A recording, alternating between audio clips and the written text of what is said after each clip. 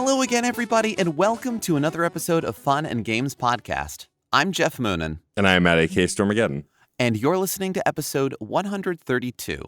And this episode, we are continuing from episode 131, where we spoke about minigames, and now we're going to talk about the games of minigames, the meta games, as it were. The macro games? I don't know. The minigame compilations. I don't know. There are a lot of different terms for them. We're talking about broadly your Mario Parties, your WarioWares, your Brain Age, and yada, yada, yada. It's funny. I feel like the Wii was the console for minigames just because I owned the most of them. Like, I owned Cooking Mama, Brain Age, Mario Party, WarioWare, all on that console. Trauma Center, which I would kind of consider a minigame compilation as well. Although that one's like with visual novel elements. Like, I think that gen of like the Wii, the Xbox 360, the PS3 had a lot of those kinds of games. Even the PS2 era, there were games like that before then and after that. But I feel like they really became popular probably around the PlayStation era and the N64 era. Because I just can't think of, besides like Kirby Superstar and a few others, Super Nintendo or Nintendo minigame compilations. It just doesn't seem like a thing that existed. Well, I could argue that there are a few, but first I wanted to share my thoughts on when they kind of had that rise, because I agree. Yeah. Certainly the Wii and the DS, because I feel as though minigame compilations have, not necessarily as a purpose, but as kind of a crest, where they are selling a piece of hardware. Right. Or you are dealing with a new experience. I think they became a bigger thing in the PlayStation N64 era because there was a lot more 3D graphics and everyone wasn't necessarily sure what to do with a full-length 3D adventure. People were figuring it out. And it wasn't as if 3D was brand new then, but it was becoming the expectation. And so what can we do to make that happen? Well, we learned a little bit of this. Great. Make a quick thing. Off we go. And yeah, the Nintendo Wii and the Nintendo DS benefited definitely from those sort of minigame compilations. I remember Feel the Magic XY, I think it was called, for when the DS first came out. The kind of dating minigame silhouette sexy people game. Yeah. That clearly I played it a lot. I remember when it came out and just being kind of, all right.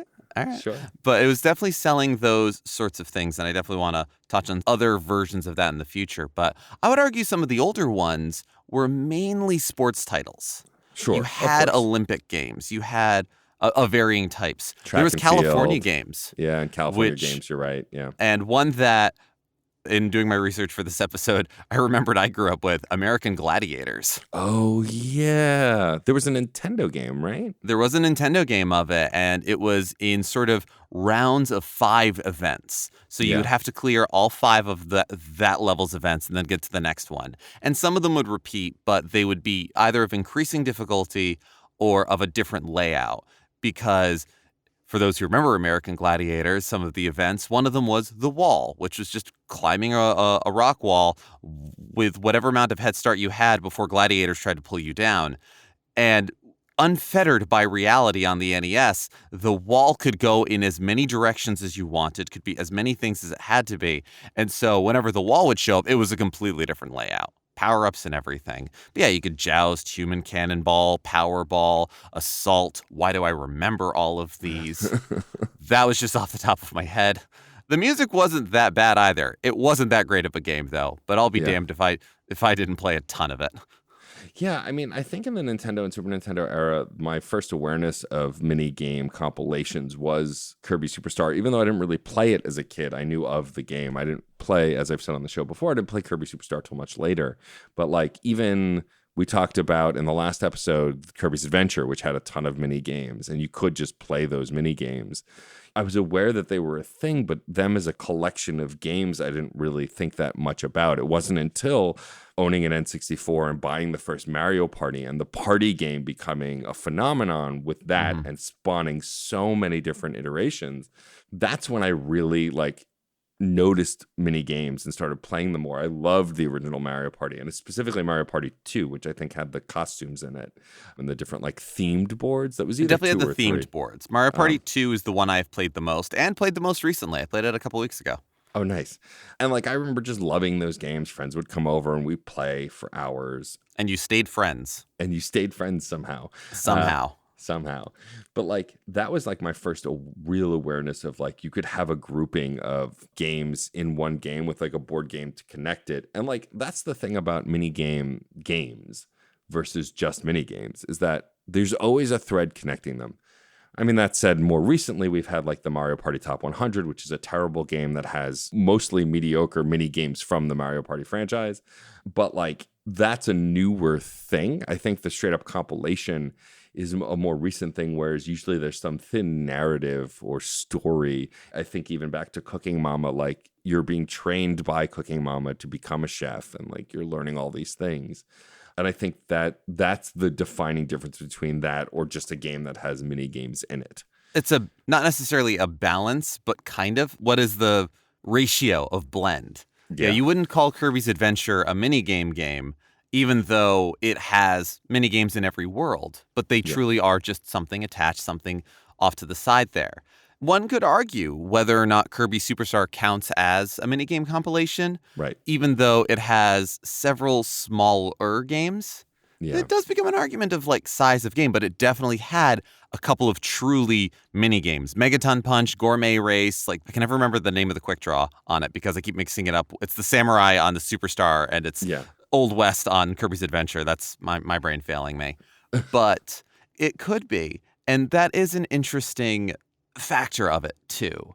I think also you can either have it where it's randomly chosen like Mario Party, where you don't know what you're getting. Off you go. You see like the little choices come up and everyone rises or falls with it.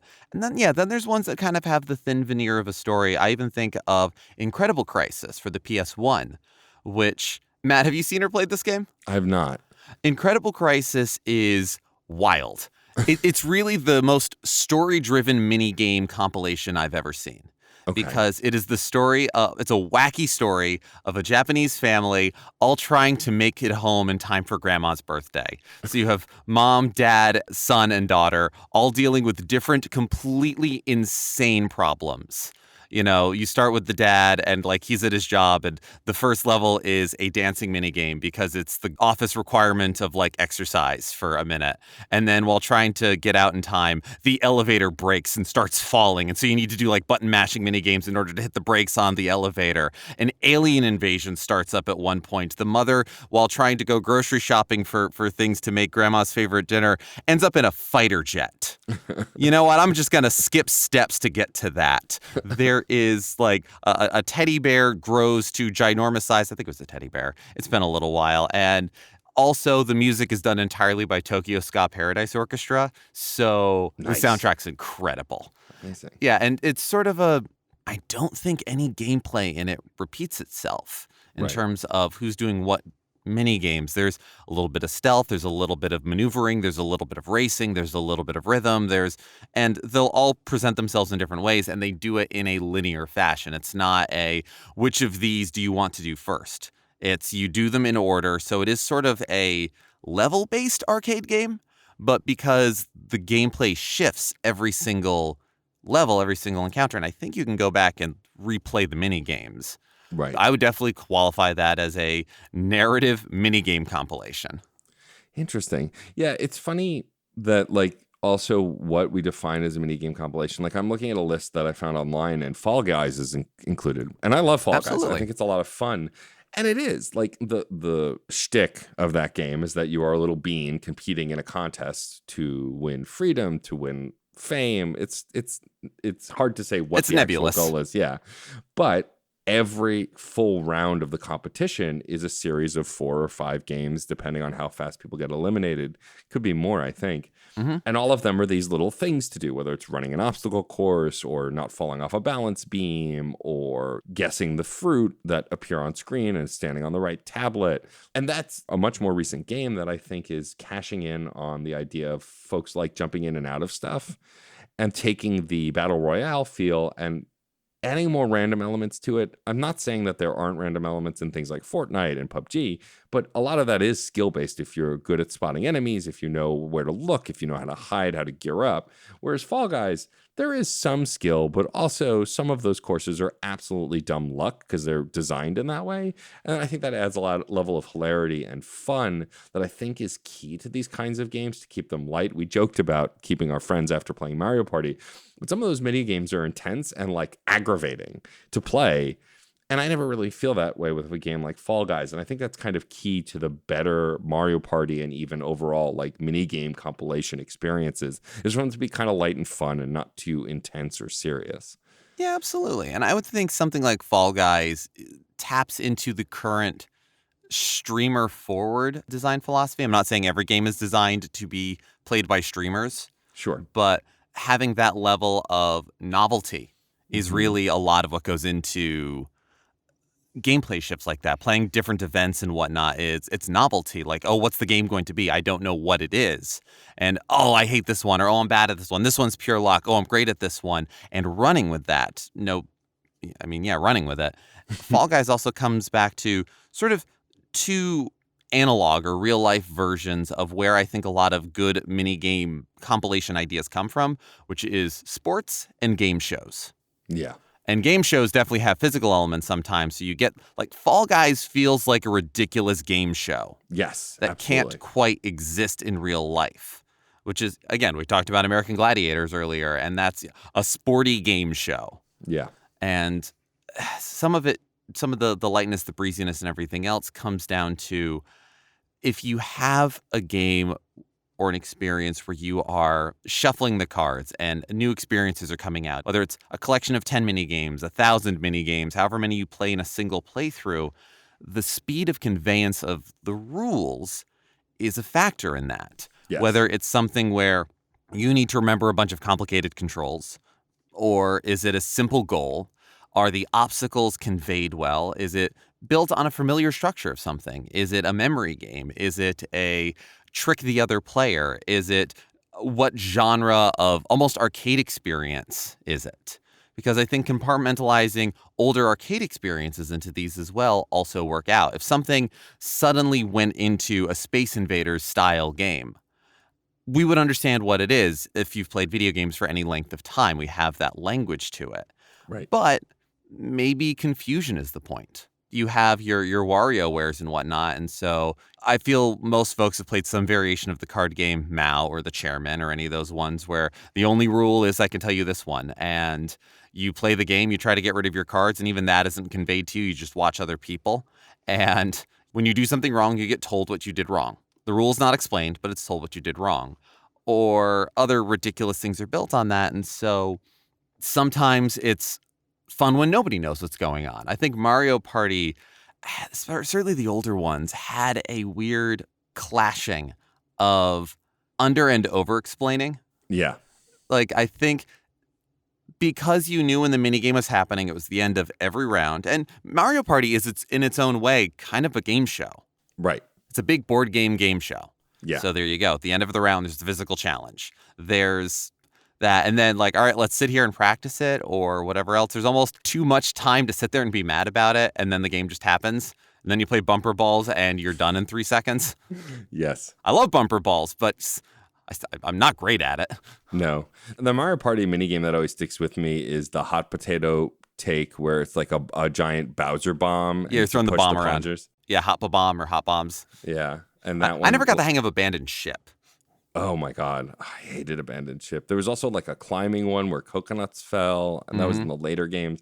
Like, it's funny. I think the thing about mini game compilations to me is that the overall game sticks with me more than all of the mini games, but certain ones will always stick out. It's funny you talking about like clarity of rules. I feel like WarioWare made its popularity on being unclear of the rules, right? Like it's unclear and clear at the same time. Because you think about the early WarioWare games, especially, it's usually a 1 or 2 word instruction. The mini game opens, it gives you the 1 or 2 word instruction, and you have to figure out how to do it. Like for the picking nose mini game, it's like a finger and a nose and it says pick, and you just have to line it up.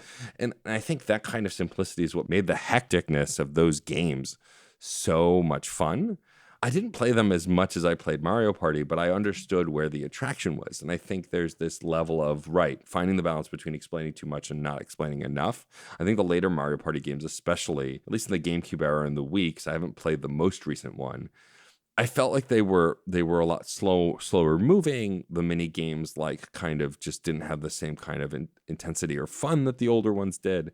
I think that you have to find this balance of speed, and like talking about Mario Party specifically and the board game style minigame compilation, it spawned a lot of imitators that got it wrong. Two come to mind: Crash Bash, which was awful, and Pac-Man Fever, which wasn't terrible, which was a Namco Mario Party style game with like a bunch of different Namco characters. There was a bunch of Pac-Man spin-off games that weren't great, but deserved a little more love. Yes, because like Pac-Man Fever, at least, which I had, was fun. It was a little oversimplistic compared to Mario Party. And then like Crash Bash is just unplayable. Like the mini games barely work, and like the point system is weird, and there's this strange narrative with it. But like, I think that's how you know a franchise is onto something, when there are tons of spin-offs and imitators. Oh, yeah. I mean, you think about the Cooking Mama franchise. I guess we call it a franchise. There have been a bunch of games. Yeah, and how absolutely. like ever since then there were like babysitter mini games and other chef mini games. And like, I think that's the sign of a successful mini game compilation game, is when other games try to like imitate or pick up what you're doing and spin it off. You know, I think about how successful Wii Sports was, which is effectively a mini game compilation. It definitely was. We only got Nintendo Switch Sports this year, but between that time, like Deca put out a ton of sports mini game stuff. There were other like other types of like generic sports game mini game collections, and all of them were like a facsimile and a fraction of what Wii Sports were. Most of them weren't awful, but they just didn't offer anything. And I think the problem with that was the reason Wii Sports was successful was because it came with the system, and families could pick it up and play it easily. And I think these other games try to capitalize it without having the name recognition of being an official Nintendo title. Wii Sports was doing so many things at once. It was selling the concept of Miis. So it had the thing of like, make yourself, play a game. It was selling the control setting. It did come with the system. The music was great. I feel that's important because mini games are often filled with frustration or repetition. And so I don't know about you, but I don't want to get annoyed at the music while I'm also getting annoyed at the game. For sure. I want to sarcastically sing along with it, but because it's in my bones. Right. But that's a whole different thing. But yeah, it was not too many games, too many mini games, but it was a couple of different experiences. They were different enough in terms of motions. Because, you're selling the Wiimote, and I'm almost thinking of an acting, not philosophy, but a thing, Laban movements, which are like kind of opposing movements that's pertinent here because you had a lot of different contrasting movement and real world anchoring with Wii Sports. Yeah. When playing tennis, when bowling, when boxing, that anybody could get. Right. So in a lot of cases, or there's a lot of times where trying to spread yourself too thin or trying to appeal to everybody doesn't work. Yeah. Wii Sports, you know what? They did a great job of it. And it was a needle to thread. And whether that was by great design, great luck, or a combination therein, a lot of the imitators didn't quite land as hard. Yeah. And I mean, Deca Sports was published by Hudson. It's not like they had small companies. Some of them were more knockoff than that. But like, yeah, I agree. And I think what I'm curious about, because I haven't really talked to anybody about Nintendo Switch Sports. I haven't picked it up myself yet because I just don't play the Switch multiplayer as much. Same. Like, to me, the Switch is a handheld console I lay on the couch with and play by myself. If I had a family, I have a family that consists of my non-binary spouse and my puppy. But since we don't play a lot of multiplayer games together, like, that kind of thing is just not attractive to me. And also coming off the tail end of what we hope is the end of the pandemic, I haven't seen people in person as much. And so like those kinds of mini games like Wii Sports just don't seem as attractive to me. But I'm curious how Nintendo Switch Sports did, because for a lot of families, the Nintendo Switch is still the family console, just like the Wii was. Again, the success of Wii Sports is because it was the pack-in game, right? Like, they talk about how many units sold for Wii Sports, but it's because it was the pack-in game. Yeah. And I would also give Nintendo credit for knowing when they pack in a game, they usually pick a banger. Yeah. The Game Boy was a fantastic piece of hardware. Tetris is superb, incredible, historical, superlative, never the same again kind of just good game. Yeah. Just good game. And you send just good game with a new experience. People want that. And I think one of the other facets that Wii Sports did was, I keep saying, it sells the concept of the Wiimote. And I remember when I first got my PS1, it came with a demo disc. And I don't think a demo disc counts as a minigame compilation, but it could, in the same way that you could argue a Pop-Tart is a sandwich. You could have some sandwich discourse over whether or not a demo disc is a minigame compilation. Sure. But it does give you a smattering of what could be and what is, and gets you excited for what this new device you've spent hundreds of dollars upon, or was the big gift you got for whatever occasion or holiday. You are now excited for what it could be, what it can do, as opposed to just simply being a cool compilation. It is advertising. I remember playing Nintendo Land on the Wii U. And that wasn't Wii Sports, but it was a minigame compilation of a bunch of different experiences, and a lot of them connecting to Nintendo's history. Yeah. And so they had decades of nostalgia to build on, and I had decades of nostalgia suffused within my body. So those two connected, and it was a lot of fun. And before I started getting the handful of Wii U games that I still have that haven't been ported to Switch yet, I was excited about it and was having a great time just playing Nintendo Land. Yeah. I mean, I think that also Nintendo is more associated with mini game compilations like this than other consoles because of the popularity of Mario Party and WarioWare. But like, even think about Rayman Raving Rabbids and the Rabbids spin-offs. Which was also a launch title for the Wii. Right. So to put it up front, and we haven't talked about this franchise yet as a big part of it, I know nothing about Rayman. I never played the original games. I've always wanted to, but there's not one convenient place to play 1, 2, and 3, and so I haven't yet. So my association with Rayman is the Rabbids, because I loved Mario and Rabbids Kingdom Battle. I thought it was an incredible game. But from what I understand through osmosis and the research I've done, Rabbids kind of, some people feel killed the franchise because that took the franchise of what was associated with Rayman towards mini games, and then even dropping Rayman in future titles and just being about the Rabbids. They're minions. They minioned hard. Right. And like, I can see why those characters are annoying, but also there's a reason the minions are as popular as they are. Like, obnoxious, weird characters are goofy and fun to laugh at. And admittedly, there are a lot of great jokes in Mario and Rabbids Kingdom Battle as a result of that wouldn't happen without those goofy characters. But the reason the Rabbids are a household name is because of those minigame collections and how they were kind of ubiquitous during that time. And again, I think it's just Nintendo leaned into a lot of that because the Wii era and the Wii U era and the DS era were all about accessibility to children.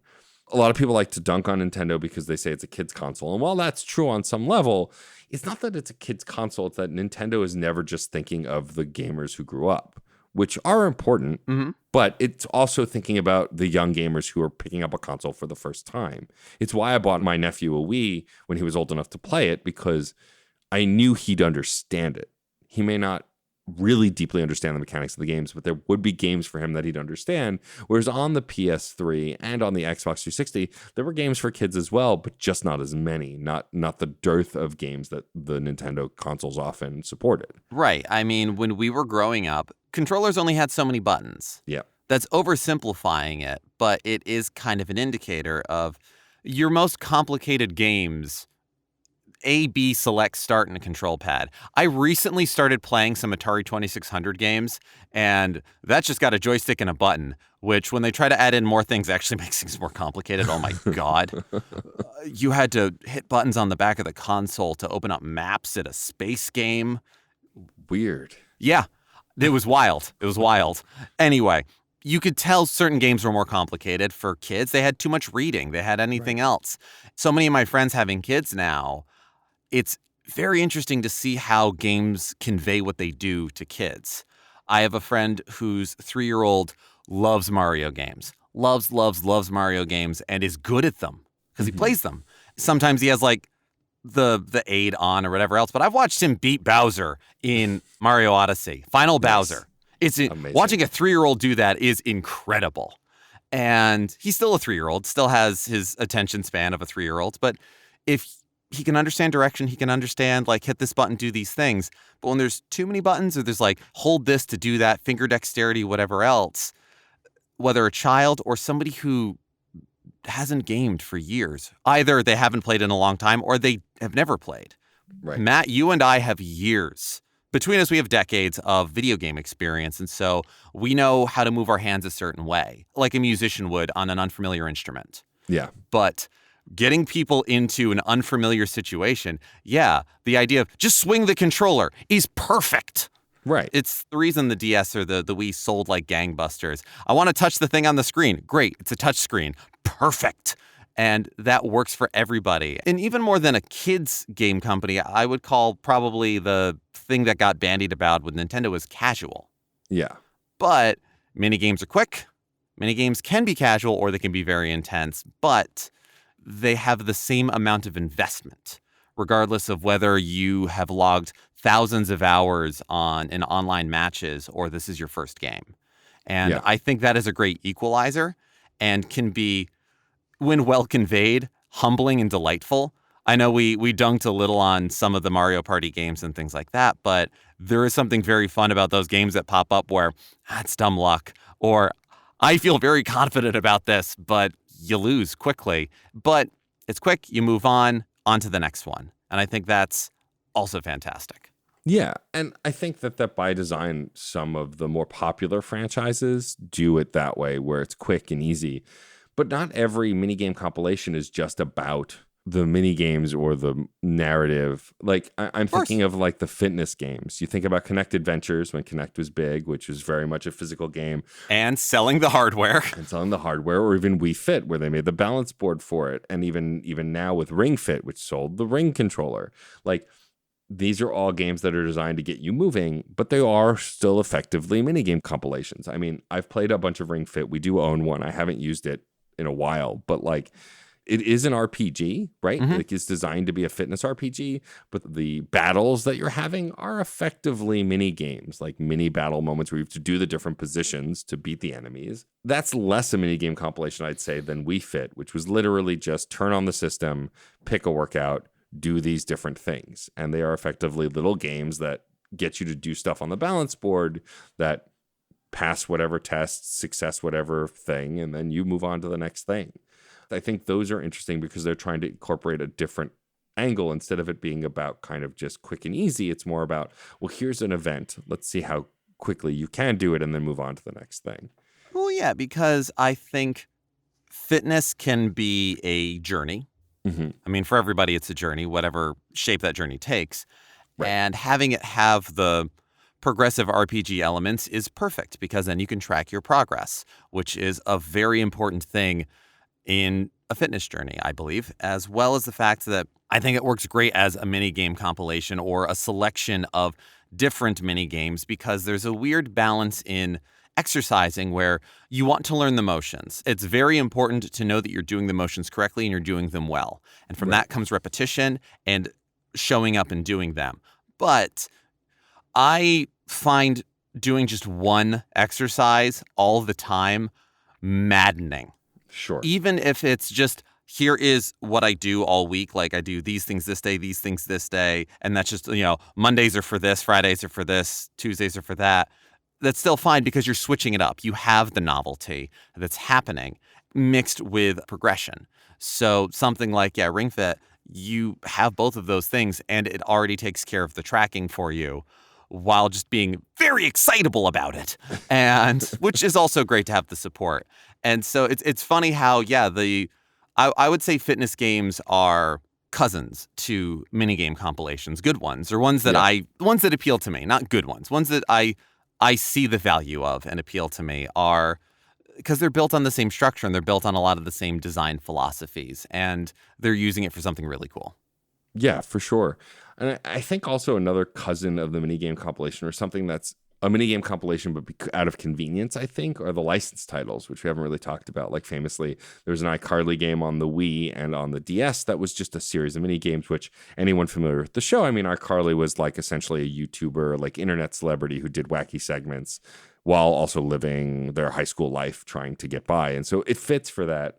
But even like there was a Rudolph the Red-Nosed Reindeer minigame on the PC. There's a Penn and Teller one. There's been Ice Age minigame collections. I think when you have a franchise that you don't know how to turn into a video game, it's very easy to go, well, let's make these wacky events and just have the characters participate in them. And then we can package that as a game, which often doesn't work, but is a quick way to kind of engage with an audience. Unfortunately, a lot of those games become like cash grabs. Like if you're a young kid who's into iCarly and is a Miranda Cosgrove fan, oh, she has her own game? Great, I'm going to buy it. I'm so excited. And then they're all kind of mediocre mini games with, I think, the voice acting of the cast. And it's like... Maybe clips. It's like, that's the kind of downside to these kinds of compilations is they can be a cash grab. The best ones are not, but it's even why certain games in the Mario Party franchise, there have been WarioWare games also that just feel like cash grabs because they're rehashing the past of those franchises because they are quick and easy to make, and sometimes that's not a good thing. No, I agree. And it's something where I don't know what a full 20-hour iCarly Nintendo DS game would be. Right. Or maybe they just make a kid-friendly night trap. I don't know. You got webcam stuff going on, wacky segments, and that's a sentence I never thought I'd say, but here we are. We're here now. Yeah, pretty much. And there is the ease of develop a couple of quick games, package them together, and sell it. That's, I mean, the idea behind a bunch of bootleg cartridges. Action 52 is a very unfortunate minigame compilation, I suppose. Sure. When you want to get into that, but when they're made well and when they're packaged together well, it's incredible.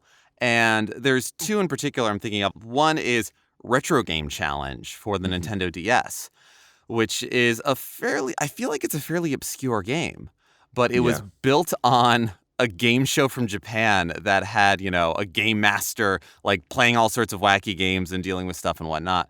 But this had a narrative of you were sent back in time and we're friends with the child version of the game master who has become evil.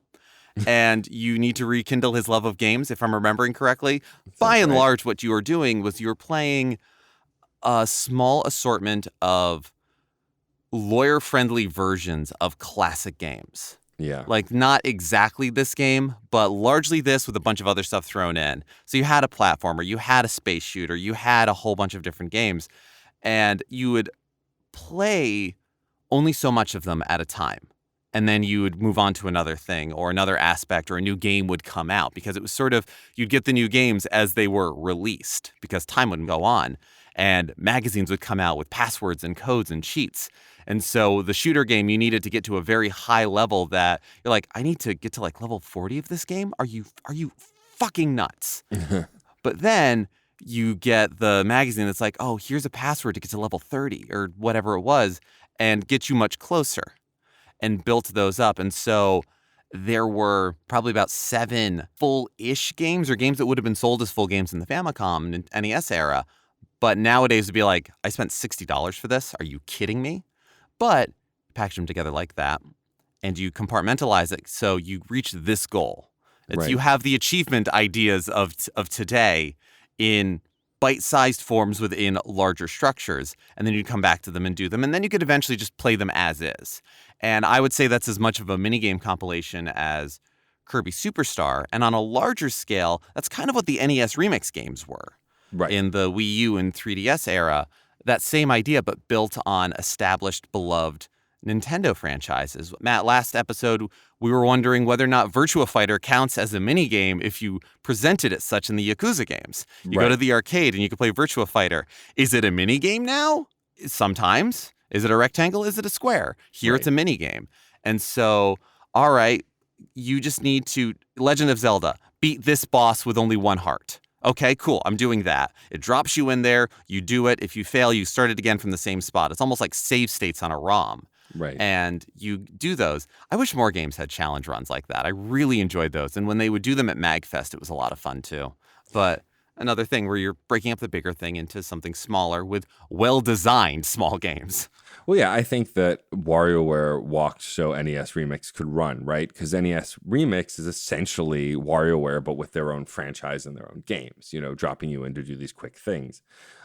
Slightly better explained, but the pace, definitely. Right. And so I think that what's interesting about mini games is talking about the pace and the length of games. Because, like, on the list that I'm looking at of compilations and minigame compilations, You Don't Know Jack and that franchise, the now Jackbox games, which is what You Don't Know Jack evolved into. You Don't Know Jack was a game show. And, like, It's a trivia show. right, it kind of fit the Mario Party format, but you weren't doing mini games. It was mostly trivia stuff. But as that franchise grew, it then started spawning off these other games like Drawful and a bunch of other like quick hit games that you could finish in like a half hour with your friends. But a half hour is still not a short amount of time. And so, like, I feel like Jackbox sort of fits this mold because you never, at least me, I never play a Jackbox game with friends. You always play a round of several games over several compilations if you have them. Right. So I think it loosely fits this format, but it's kind of expanding on it because ultimately the game has a beginning and an end. Whoever wins that game has won that game. They don't really keep track of record across all the games. You just go from game to game playing them. And there's also no through line, right? Like, you can play all the games on a compilation, or you can play one game from all 7 compilations. There is something funny about playing multiple iterations of the murder mystery trivia party game just Right. because they carry over your names and stuff, but no other reason. Right. But I think it's interesting that those games, they are longer than the mini games in, say, a Mario Party or a WarioWare for sure. But I don't consider Drawful, which you can buy separately on platforms, as its own game. To me, Drawful, even though you can buy it separately, is part of Jackbox. It's part of those collections. I can't imagine myself buying it separately. Yeah, I agree. And I think because they are sort of longer form mini games, if that makes sense, the jumbo shrimp idea, they can take a little longer to explain the game. They can be a little more complicated. And when you play a Mario Party mini game and it takes 2 to 5 minutes to understand it and 30 seconds to complete it, that feels strange. Yeah. But also a lot of Jackbox titles, they have a little explanation video. So you're not sitting there and everybody's reading it. Maybe we'll hit the practice round. They're a well-oiled machine, for better or for worse, whatever your opinion of the Jackbox games. I like a lot of them. And I typically have a lot of fun when I play them with friends. But because they are 10 to 30 minutes to play, they can give you a minute-long video of what's going on, which is also very much the game show format. Because You Don't Know Jack was built like a game show, and all of these Jackbox games, almost, they're packaged like board games, but they play like game shows. Yeah. So it hits a sweet spot, and one that not a lot of other franchises that I know of are doing anything like. Yeah. So it works. It definitely stands out from other stuff. I think the comedy writing of it also helps, and also the inherent, like, I think about one of the more recent one, Job, where you're trying to apply to get a job and you're answering these questions, but the answers to the questions don't matter. The answers to the questions give you a collection of words that you can then use to answer other questions. And then we get to see the answers to those questions. And none of it really strictly has anything to do with getting a job, except at the end, one person gets the job. It's never about getting the job. Right. But I think it just allows a larger format for being creative with those kinds of things. It has the kind of WarioWare kind of hilarity and intensity while still taking a little more time and allowing you to kind of steep yourself in it. But a lot of the comedy in those games and the joy is user-generated, I feel like. The games are funny and goofy and have a decent sense of humor, but I think most of it is user-generated. Whereas a lot of other minigame compilations, the game itself is what's got to be fun and funny, not just the users playing it. Yeah, and Jackbox games will utilize your smartphone in order to play them. So you're using a familiar tactile device that most folks are. If you have a smartphone, you're familiar enough with your smartphone. Yeah. I remember playing Jeopardy on the NES and having to deal with trying to type out my answer with the NES, and it sucked. But swipe typing or quickly typing out a really ridiculous idea in Quiplash, or drawing something with your finger on your phone for, TKO or Drawful or any of those others, they are things that we can understand. So everybody intuitively on some level understands the interface, which is great. So nobody has to deal with new buttons. There's all of these things that add up into being something really good for that. It's interesting. I will say, if you want a quick hack and cheat for Drawful and TKO, keep a stylus or something that allows you to draw handy. And so then you use the stylus when you're drawing in those games instead of your finger. You have way more control. It's absolutely cheating, but I don't care. And I do it every time. I will always at the start of the game admit that I've got a stylus. I need the help. I mean, also, I'm terrible at drawing, so even the stylus doesn't help that much. I lean into what I can do. One of the last things that I want to talk about, which we really haven't touched on, is a place where there were always a dearth of mini game compilations were edutainment games, games that are meant to teach you. I'm specifically thinking of the Brain Age series, which was a Nintendo series in the Wii DS generation. But there were other games like it also. This idea of like teaching you basic math or basic grammar or other things. I mean, I watched a recent video by Gilly the Kid talking about these Mario edutainment games on the PC that were like for preschoolers that were barely mini games, like just very much like substitute the word, what letter fits in, things like that. Brain Training and Brain Camp, which came out later also. And like some of these are hit or miss depending on the audience, but ultimately they can be fun and engaging and can be an interesting way to engage with some more educational material. Yeah, edutainment games are a whole nother thing that I hope to dive into in a future episode because, God, there's so much about conveyance in games. I brought it up a couple of times here, and it's important to... What are you learning? Are you learning to play the game or are you learning something while you play the game? What is the point of it? Going back and playing Sesame Street, Ernie's Magic Shapes and Astro Grover 1, 2, 3, which is a game I grew up playing, and then I got so that my nephew could play. And it's like, what are we learning here? Really, what are we learning? Yeah, the Mario games that Gilly mentions in his YouTube video, which I highly recommend you watch. It's fun to watch him be absolutely frustrated. He goes through all of the Mario spin-off games, so like Mario's Missing. And that's an edutainment game that's just weird. Yeah, but they're called Mario's Early Years, and they're just a series of... It's fun with letters, fun with numbers, and then preschool fun. They're just weird and wild, but like... I think it's fascinating to look at the landscape of edutainment games, which I think we'll do a deep dive on. Maybe we can find a teacher to join us. That could be a lot of fun to talk about it. I actually have a guest in mind. Oh, great. But like, they're not always bad. They're often designed for small children, which is fine. If you're not a small child playing a small child's game, that would make sense that you're not enjoying it. Mm-hmm. But I think the stuff of the Wii generation that I'm thinking of, specifically like Brain Age, which I mentioned before, they're mostly for younger people, but like I think the pace of those games are designed to engage adults as well and kind of keep you sharp and keep you moving, because those, I believe, move at a pretty brisk pace as well, from what I remember. They need to, yeah. And so I don't have a lot to say on it. I just think it's something interesting and worth thinking about, and definitely worth exploring at a later date, but definitely fits under this umbrella of party games or games that are designed as a package of smaller games within it. Yeah.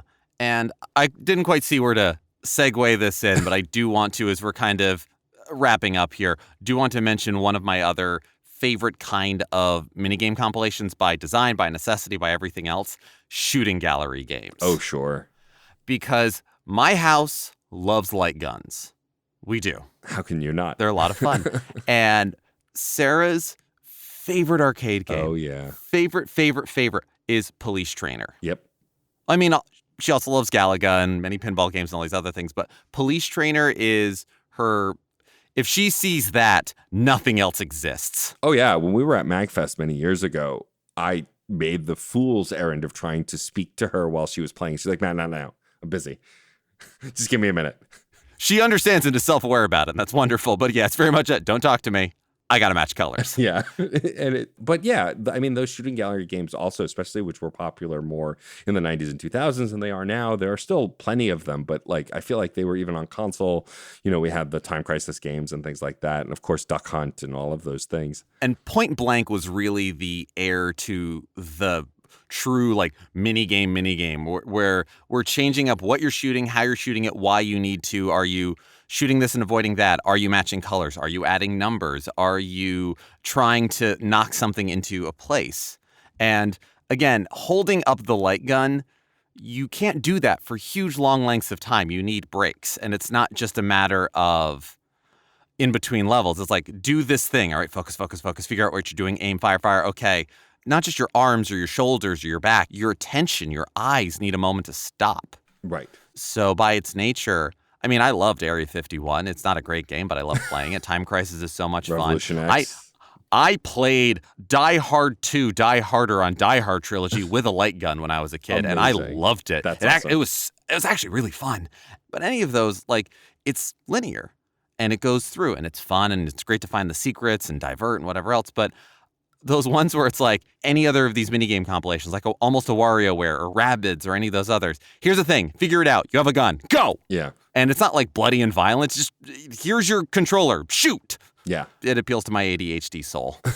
Yeah, I never played a lot of the light gun games, but I also think while we're wrapping up, we should mention the sort of spin-off of Mario Party. Mario is involved, but another very popular minigame collection that I think started in the GameCube era, either the GameCube era or the Wii era, was Mario and Sonic at the Olympic games. Right. Which are just a series of Olympic games, which are all by nature designed to be shorter and like be just this competition, and like you have them Olympics, the greatest minigame compilation the world has ever seen. Right? I still remember like this was a while after Sega had stopped being a hardware maker, but the first time Mario and Sonic teamed up at the Olympic Games, I went, is this real? Are Mario and Sonic in a game together? And I mean, now that kind of thing is super common between Smash Brothers and other stuff, but at the time it was kind of mind-blowing. And it's just literally the Mario and Sonic characters doing fencing, doing, the pole vault, ski jump, all sorts of depending on summer or winter games. Yeah. And like, so some are better than others. Ant Dude actually did a really great video on playing the entire franchise. And boy, was that man exhausted, it looked like after. But some of them were genuinely fun. They had some storyline elements. Some of them had like a great collection of games or some really cool fantasy versions of those games. They would create like mini games that were based on actual existing Olympic games, but had like a twist or a thing that made it more fantasy-like, more fake. They were called Dream Games, I think. Oh, nice. And so, like, I've never really played any game in this franchise, but I think it's worth mentioning that they are really kind of at the forefront of minigame compilations more recently because they've just been a thing that have kind of always come out almost every year to reflect whatever the Olympic Games were that year. And you can build on that, and that's useful. Yeah. Because I think one of the great appeals of minigames is I'm reminded of basically a stand-up comedy joke about how grapes are great because if you eat a bad apple or a bad pear, you're stuck with that bad apple or bad pear. If you have a bad grape, next grape. Yeah. It's fruit of opportunity, I believe was. And a good minigame compilation is that. Yeah. If you suck at a Mario Party minigame, I mean, that's unfortunate, I'm sorry. But truly, that's not a condescending thing. It's like, it sucks. But the game ends. Yeah. And you move on. Yep. You go back to the board, and then you play another one. The one complaint I would have about something like Incredible Crisis is you have to beat the minigame to move on to the next one. Yeah. So one could argue maybe it's more of an arcadey game. But any of those ones where it's, all right, here's the Olympic competition. If you don't complete the race, you're disqualified and you move on to the next thing. It's not a matter of you reach the end or else. You need to be the best at speed skating. You need to pole vault better than anybody else. You want to, but that's the arcade experience. Get the high score, go on. Yeah. And so it rises, it falls, it comes, it goes, and you get to work your way through. Because I was reminded of this because, as you said, like some of the Olympic events are better than others. But you know what? If one isn't that great, I can't imagine they beat you over the head with it.